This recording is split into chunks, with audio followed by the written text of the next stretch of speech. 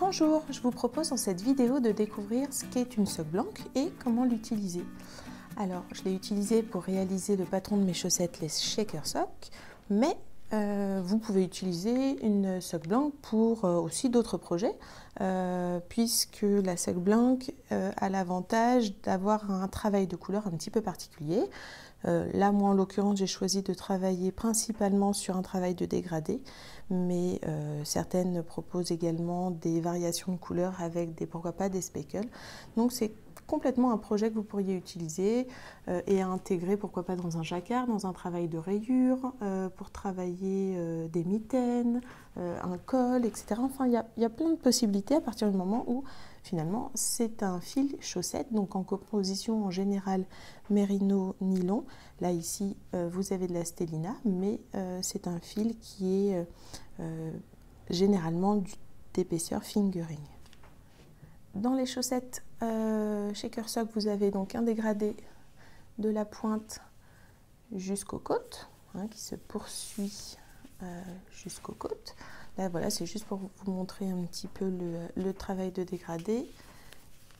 Et ce qui permet d'avoir, en contrastant, d'avoir quand même des couleurs contrastantes, alors que c'est le même, on va dire, écheveau, le même fil qui nous a permis de faire et la bordure et le talon après coup. Alors, voyons maintenant à quoi ressemble une sock blanque. Une sock blanque, c'est ça, c'est une couverture tricotée. L'avantage, pourquoi j'ai choisi d'utiliser ce fil pour tricoter mes chaussettes, tout simplement parce que voilà, je souhaitais avoir un fil dégradé c'était l'un des meilleurs moyens pour proposer en tant que teinturière à mes clientes un fil dégradé. Vous pouvez évidemment, je le répète, travailler les Shaker Socks avec un fil classique. Soyons simples là-dessus. Mais si vous avez une sock blanque, alors je vais vous montrer comment l'utiliser. Il existe deux grands types de sock blanques. Soit vous avez les sock blanques à un seul fil, c'est-à-dire que vous avez un fil et elle a été tricotée avec un seul fil. Soit vous avez des sock blanques qui sont donc du coup 2 fois moins longues puisqu'elles vont contenir 2 fils et du coup ce qui vous permettra de détricoter et de réaliser une chaussette et le deuxième fil pareil pour la deuxième chaussette. Donc ça c'est intéressant si vous travaillez deux chaussettes en même temps ou même si vous travaillez les chaussettes l'une après l'autre, mais disons qu'il faudra dans ce cas-là faire un petit peloton pour votre deuxième chaussette en même temps. Moi, mon fournisseur, je voulais absolument de la stélina dans ma sock blanque et donc avec la stélina, ça n'existait seulement qu'à un fil, ce qui a le petit désavantage. Donc l'avantage d'avoir de la stélina, mais le désavantage que pour votre deuxième chaussette, il faudra faire un petit peloton pour que vous ne soyez pas embêté au moment du détricotage. Je vous explique ça. Donc quand vous allez commencer votre sock blanque avec le patron des Shaker Socks, vous allez commencer par la bordure qui est donc contrastante et qui est faite en couleur plus claire.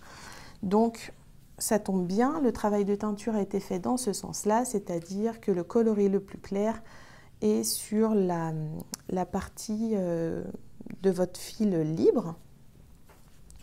Vous allez tricoter la petite bordure, ensuite la bordure vous allez la placer de côté et puis vous allez ensuite tricoter la pointe de vos chaussettes, de la pointe en toe up, de la pointe jusqu'à la tige. Donc vous allez reprendre là où vous étiez arrêté et puis vous allez continuer de tricoter votre chaussette. La sock blanque a été travaillée en miroir, c'est-à-dire que vous avez exactement le même dégradé ou à peu près le même dégradé sur les deux. Hop, je vais les mettre de même distance et voyez jusqu'au coloris le plus foncé. Donc la moitié pour une chaussette, l'autre moitié pour l'autre. Quand vous allez commencer à détricoter votre chaussette, pour faire votre première paire, le détricotage va bien se passer. Donc vous allez faire toute votre chaussette comme indiqué dans le patron. Pour ensuite faire votre deuxième chaussette, en détricotant le fil de l'autre côté, ça marche un petit peu moins bien. Je vais vous montrer pourquoi. Il y a toujours un sens de tricotage et du coup, dans le sens de tricotage, Donc ça, c'est la socle blanche qui me reste pour ma deuxième chaussette. Donc là, vous voyez, la première a été faite en tirant le fil de façon toute simple. Mais ici, quand je veux reprendre donc mon coloris clair et que je veux donc détricoter, voici ce qui se passe puisque ça, finalement, c'est le haut de ma socle blanche. Moi, j'ai tricoté ma socle blanche. Le coloris clair était ici, qui montait jusqu'au coloris foncé. Hop, ça, on va le cacher, mais voilà, dans l'idée, c'était dans ce sens-là.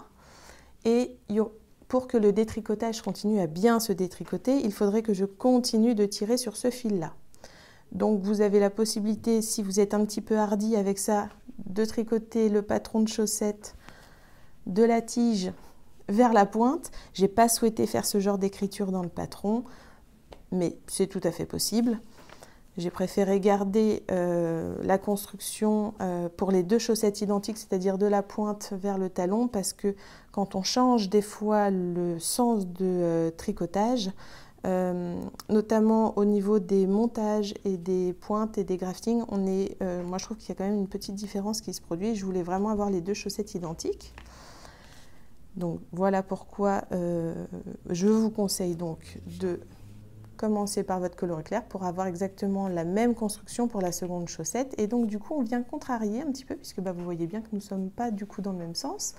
Donc là quand je tire sur mon fil, hop, vous allez voir ce qui se produit en fin de rang. En fin de rang, là ça ne veut pas, j'ai une petite boucle qui retient le fil.